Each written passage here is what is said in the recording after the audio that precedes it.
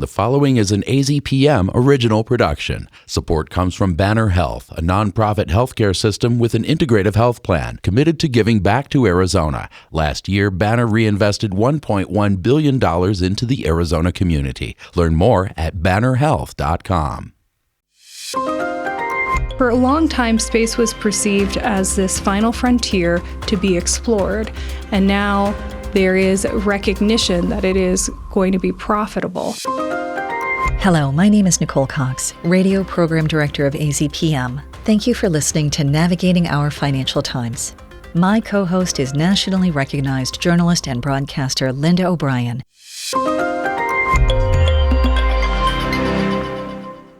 Following the successful voyage of Artemis II around the moon, many are asking what's the next adventure that will push the limits of space innovation.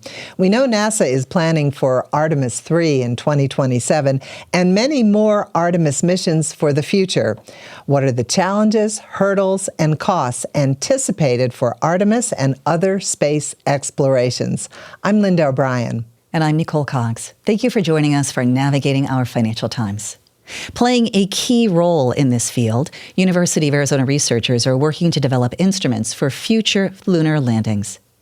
A leader in this work is Associate Professor Dr. Dani DellaGiustina. She investigates the surface and near-surface structures of small airless worlds across the solar system.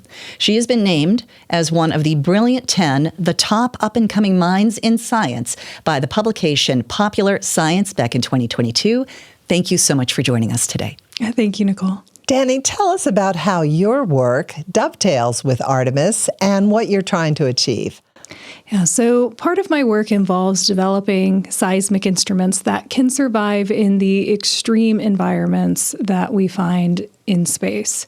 And this includes the lunar South Pole, which is a very cold place. The moon has a long day, 28 days, and a long night, 28 days. So you can imagine it gets very warm and very cold, but especially very cold at the lunar South Pole. So over the past 2 years, I've been working to develop these instruments specifically to survive in the subsurface of the lunar South Pole. And this is for deployment by the astronauts that are anticipated in NASA's Artemis mission that will land on the moon and conduct surface operations on its surface. And what will the outcomes be? What will you learn?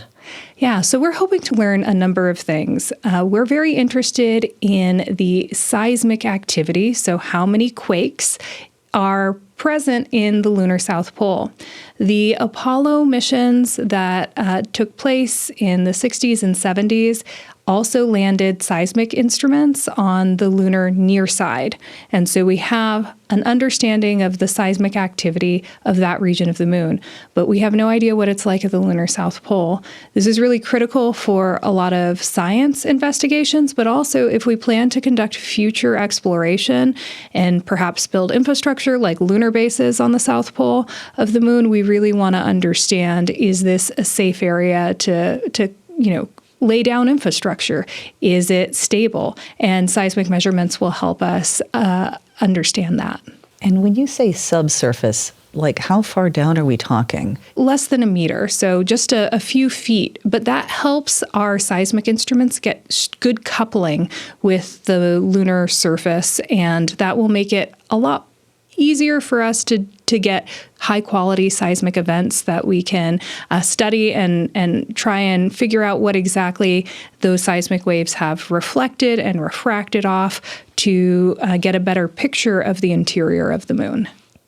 In 2024, Space Foundation reported that the global space economy reached $613 billion, with commercial interests representing 78% of total growth.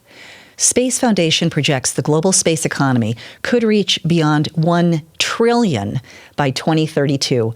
Can you share a little bit about why this growth is accelerating?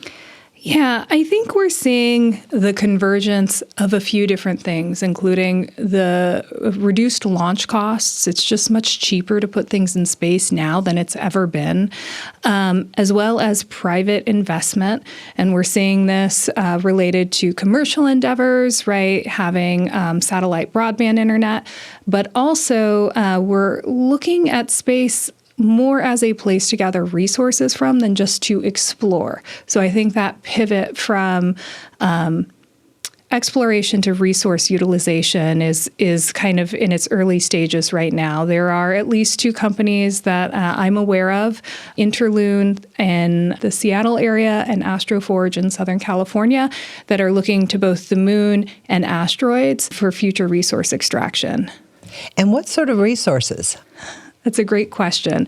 So the moon might be a really great place for us to mine helium-3. It's a finite resource on our own planet, but on the moon, which has no atmosphere, helium can get embedded in the lunar soil due to the interactions with the solar wind. And that's just inhibited on our planet because we have this atmosphere that shields us. On asteroids, there is a lot of things that we might be interested in extracting. So some asteroids are rich in water and volatiles, things that may be used for fuel or human life support. A number of asteroids are rich in platinum group metals. That's something that has a lot of value on our own planet for various industrial processes, et cetera.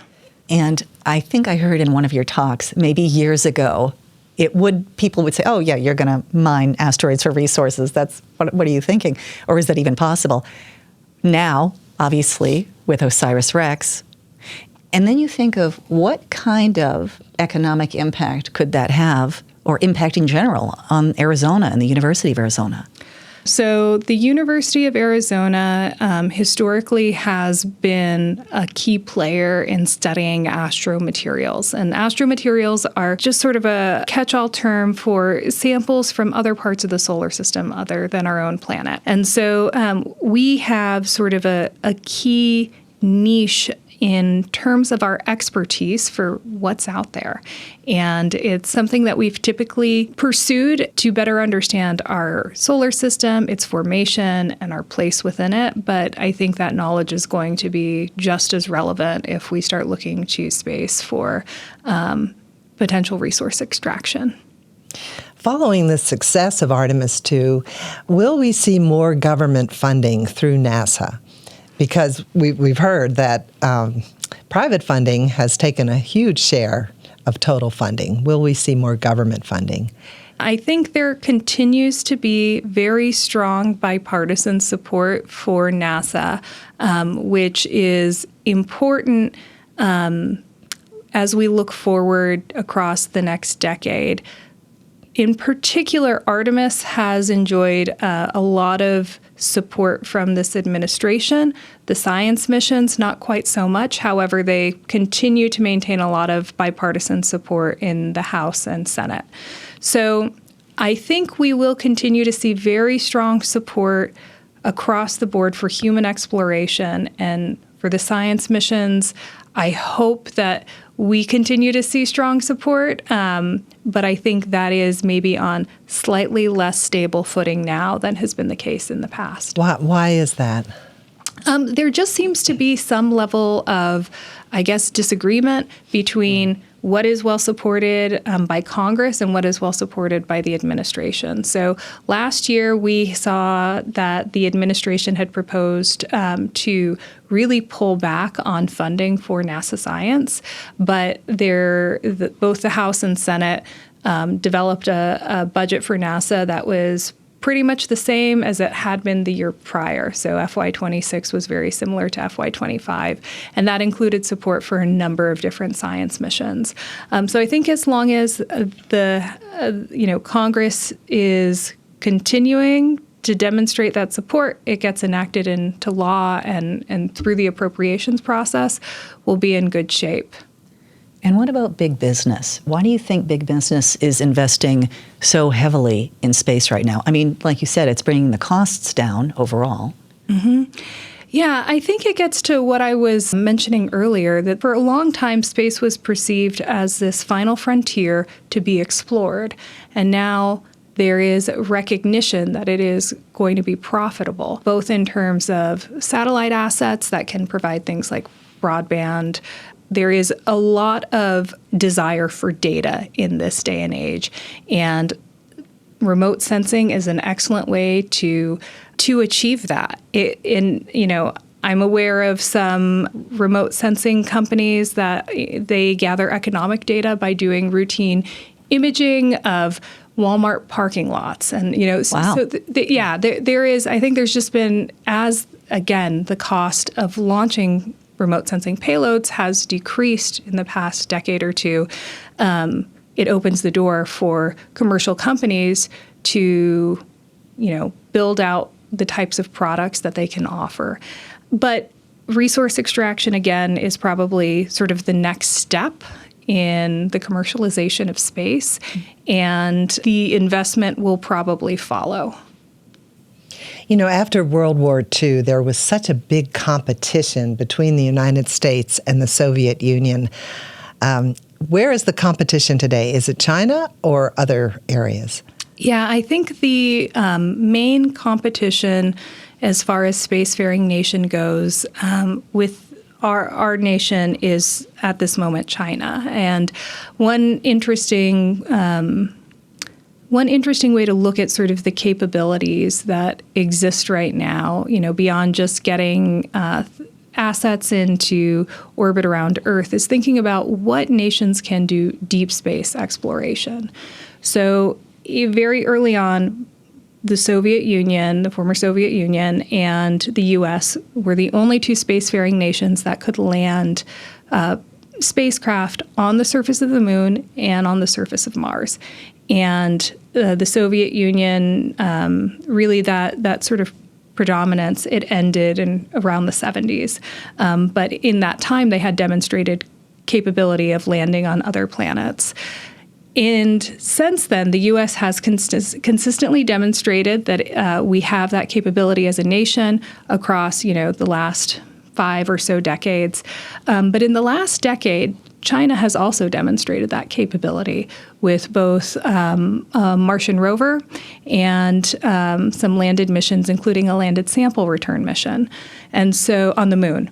And so I think that right there tells you that they are clearly investing in their capability to do this type of deep space exploration, and it is now at the point where it is beginning to rival what the U.S. has established we can do for quite some time.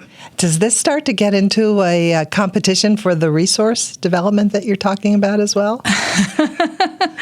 It very well could. I mean, I think the things like platinum group metals, rare earth elements, these are going to be increasingly important, right, over the next few decades. And I think whatever reservoirs a nation has access to will position them in a better or worse place. And so I do think it's quite possible it could come to that in the future. Are we there yet? We're not.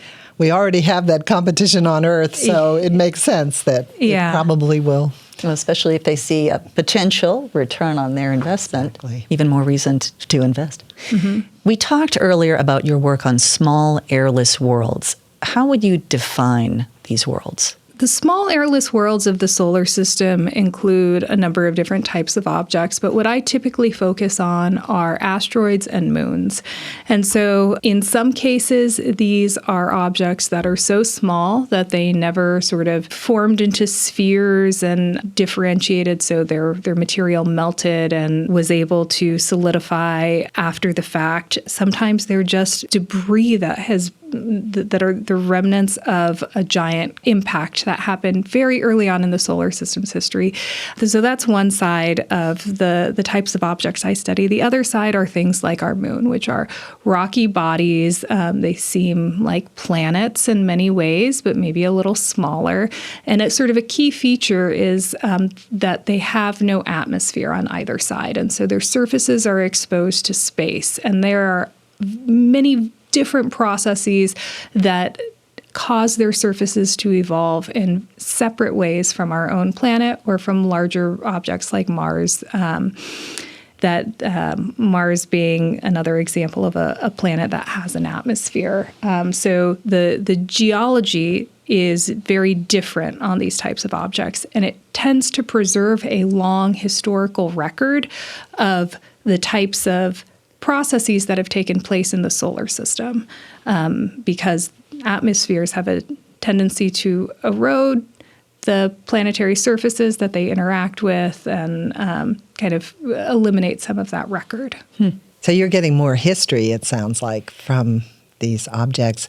So the research you're doing on asteroids is fascinating. Tell us about your role as Deputy Principal Investigator for NASA's OSIRIS-Rex spacecraft designed to return samples from asteroids. Yeah, so the OSIRIS-Rex mission was NASA's first asteroid sample return mission.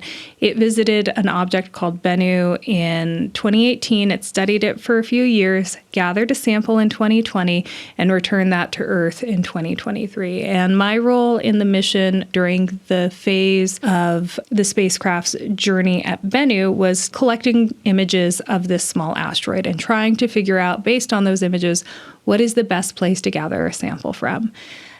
We succeeded in picking a good spot because we were able to successfully retrieve a sample and then bring it back to Earth. And since that time, I've been working with the sample analysis results and making sure that as we learn things about this sample, we are connecting them back to what we learned when we were remotely sensing the asteroid with the spacecraft, so that we're kind of providing a coherent and an integrated picture of this object and the object that it derived from.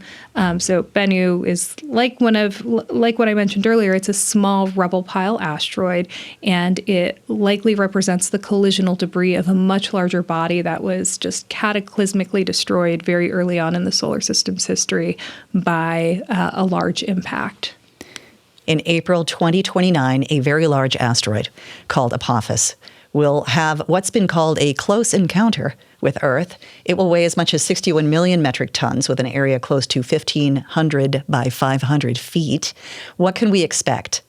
How has the work you're doing helped inform what we can expect? So we can expect that Apophis is going to safely pass by the Earth in the year 2029, which should give everybody a sigh of relief, because when it was discovered in 2004, there was an initial scare that it might impact the Earth with about a 3% probability in the year 2029. It was discovered right around here at Kitt Peak, and from the initial set of observations, there was a prediction of its orbit, but there were big error bars, big uncertainties on that orbit. And so scientists spent the next 6 months studying it, looking in other places for data that might have captured Apophis so they could try and get a better orbit determination in place. And at the end of 2004, we knew it was not going to impact the Earth in 2029. But then they were worried it might impact the Earth in 2036. So exactly 7 years later. And that led to a large effort to continue to study Apophis. And in about, I think, 2013 or 2014, we retired that risk. We now know that Apophis will safely pass by the Earth throughout all of its close encounters in the next century. But it does get within this unusual range of, or this ambiguous range, I should say, of distances from the Earth, where we think it could be resurfaced. And what I mean by resurfaced is we think there could be some activity that is caused by Earth exerting a tidal force across it that might lead to landslides. It might sort of loft material from the asteroid surface, which then sort of settles back down. And so we are really excited to study it with the spacecraft that was used by the OSIRIS-Rex mission. Where would these landslides be? It's a great question. Any area on the surface of the asteroid that has a high slope is going to be more easily subject to failure. And so these might be the areas that we would look at for any potential signs of landslide-like activity. When Apophis does make its close approach to the Earth, our spacecraft is going to distantly observe it and the Earth in a single shot. So we'll be viewing this asteroid as it sort of swings by We'll be looking at the night side of our Earth because that's the side where Apophis is making its close approach. And it's quite possible that we might see some activity, some shaking, some dust cloud form around this small point of light. And I think that will be a really important thing for the public to see, just to understand, how vulnerable we are in this place in our solar system, and that investing in things like planetary defense and characterizing these asteroids that do have Earth-crossing orbits is an important thing to do. It's good to know you're tracking this. Yeah. Apophis is the Greek name for the ancient Egyptian deity of chaos, darkness, and destruction. So let's hope that this asteroid does not live up to its name. Just ahead, we'll talk about the role of AI in research and exploration. You're listening to Navigating Our Financial Times.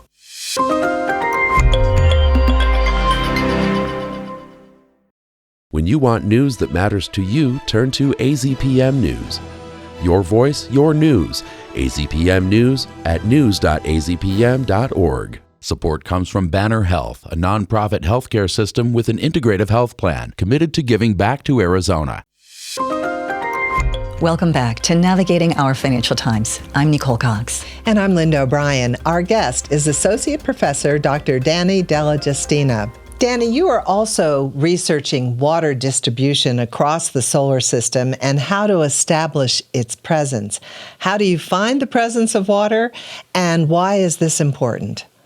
Yeah, so we use a number of remote sensing techniques like spectroscopy, seeing how light is reflected against different wavelengths, imaging, and sometimes in situ measurements to look for water, or something called hydroxyl, which is just the O and the H rather than the H2O, but you can imagine it's related to water, and it usually indicates the presence of water across other solar system bodies. And we do this because water is tied to both habitability, so what are good habitable places for perhaps life to form, or even exploration as we start thinking about, expanding human presence across the solar system. Water is one of these key ingredients for life as we know it, which also includes essential chemicals and a source of energy. So anytime we find all three of those in another place in the solar system, we're very interested in studying it from the perspective of whether or not that object could be habitable. Where have you found water? Everywhere. So one of the most interesting things from my perspective as somebody who's been in this field since I was a student is just how ubiquitous water appears to be in our solar system. So we see signs of water on these airless bodies like the asteroid Bennu, which we returned a sample from on OSIRIS-Rex. And where the way water appears on this asteroid is bound up in mineral structures. So it's not like free-flowing water, but it indicates that there is the molecular presence of something, either water or water-like, as I mentioned, hydroxyl earlier. But we see signatures of water also in icy satellites in the far outer solar system. These are moons that have large oceans, but not on their surface like our own planet. Instead, they typically have icy shells, and the ocean is below. And the source of heat that keeps that water liquid on those objects is typically tidal interactions with large planets like Jupiter or Saturn. So there seems to be a lot of water in our solar system, and I think that kind of begs the question, is there perhaps life elsewhere in the solar system? And future NASA missions are planning to answer that very question. Are these other worlds perhaps habitable? And so I think in the next decade, we'll have a much better understanding of some of these small icy satellites. Could it also portend future life? It's an interesting question. I mean, there is a lot of science fiction that has thought about, what happens when humans need to leave our own planet to find resources elsewhere. And the icy ocean worlds that we see in the outer solar system might be good candidates to harvest those resources from. While recently NASA has received very positive reviews in recent months, that hasn't always been the case. Those who oppose space exploration often cite the huge financial costs that could be redirected to issues such as climate change or healthcare or social issues on Earth. What would you say is the counter to that argument? Yeah, I would say that the counter to that argument is it's really not a zero-sum trade. So investment in space, it drives innovation, it drives workforce development, and economic growth that is going to feed back into society. And many of the technologies that we rely on and will help us with big challenges like climate change and also help us with things like disaster relief. I'm talking about GPS and weather satellites. These types of technologies were enabled by investments in space exploration and also just basic research. And so I think that it's very important to continue this type of work because we don't know every application that some basic technology might eventually feed into in the future. And then, of course, missions that do things like study hazardous asteroids, those are directly relevant to us, perhaps one day protecting our own planet against a potentially hazardous asteroid that's on a collision course. So I'd say that it's very important to continue this type of investment. It is not cheap by any means, but that doesn't mean it isn't worth it. How does AI play a role in research now and maybe in the future? AI is playing an increasingly larger and larger role in research. So if you had asked me this question a year ago, I would have probably a slightly different answer because I'm just seeing the acceleration of adoption of AI in scientific research. I think some of the key ways that AI is being used in the type of work that I do include things like sifting through very, very large data sets, things that would be incredibly difficult for a human to do in a time-efficient manner, and understanding if there's underlying trends in those large data sets that were perhaps missed by a human analyst. One of the things I'm most excited about seeing AI feed into is autonomous spacecraft operations. So in the types of missions that I have worked on, they are very human intensive, and you need sometimes 2 or 3 shifts of work in order to make sure your spacecraft is being appropriately navigated, especially around a small body like an asteroid where gravity is very, very small. You're talking about microgravity environments, which means that your spacecraft likes to drift away from the object, and making sure that you are having a human operator in the loop to conduct spacecraft navigation is expensive and it's hard on people. And so I'm in the early stages of some work to better automate that for my own spacecraft that is on its way to asteroid Apophis. But I think as we look to the future, that might be something that AI can play a bigger and bigger role with, and perhaps not just reduce the amount of staffing that's required to do some of these deep space exploration missions, but in turn also reduce the cost. In addition to your other roles, you teach a course on asteroids and comets to undergraduate and graduate students. I am curious, does the topic of funding or proposal or grant writing ever come up? Yes, the topic of funding comes up quite a bit, especially with graduate students. And so we sometimes in a classroom setting and sometimes in an advising setting, I do spend a lot of time talking about the grant funding process. Typically, those of us who do space sciences, look to NASA or the NSF to fund our research, but private funding and foundations and commercial operations are also becoming a bigger and bigger part of that equation. And so the way in which we typically talk about this in sort of the mentoring setting is, how to explain your research clearly and concisely to an external audience, how to demonstrate its value, and make sure that that case is something that you can articulate. And it's a skill, right? Not everybody has that, knows how to do that out the gate. So it is an important part of education. Does there need to be more public education about what is happening in space exploration? For example, May 2nd has been designated as National Space Day, and it really is to recognize the entire aerospace community. The original focus was from Lockheed Martin in 1997 to promote math, science, technology, and engineering. Are there other ways that we, the public, the general public, can be looking at space and understanding it more? Yeah, that's a great question. I think there is always an onus on the scientists that are doing this work to make sure they are taking every opportunity to communicate with the public about it, and help the public understand the value of scientific research.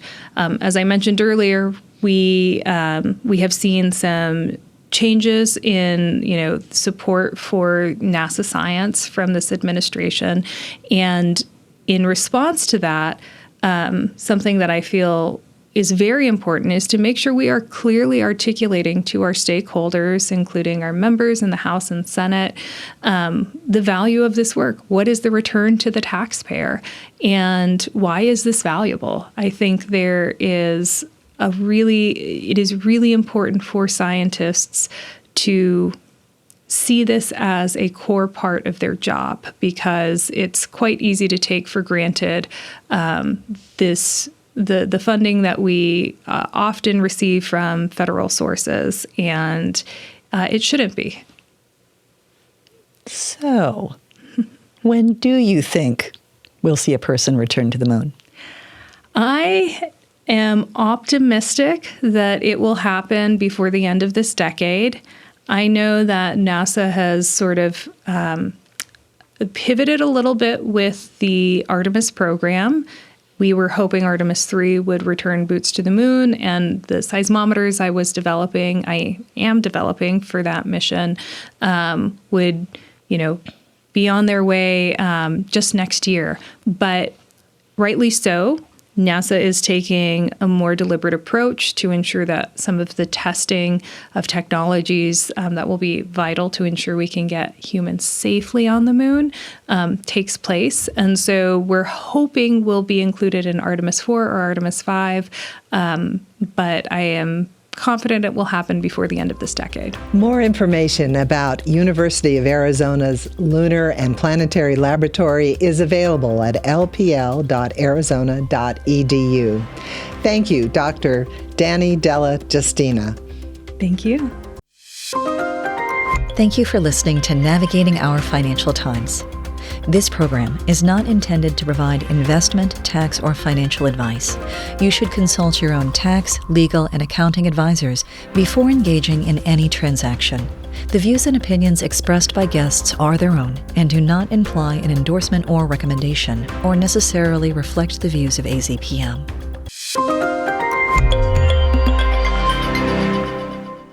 Support comes from Banner Health, a nonprofit healthcare system with an integrative health plan committed to giving back to Arizona. Last year, Banner reinvested $1.1 billion into the Arizona community. Learn more at bannerhealth.com. This has been an original production of AZPM News.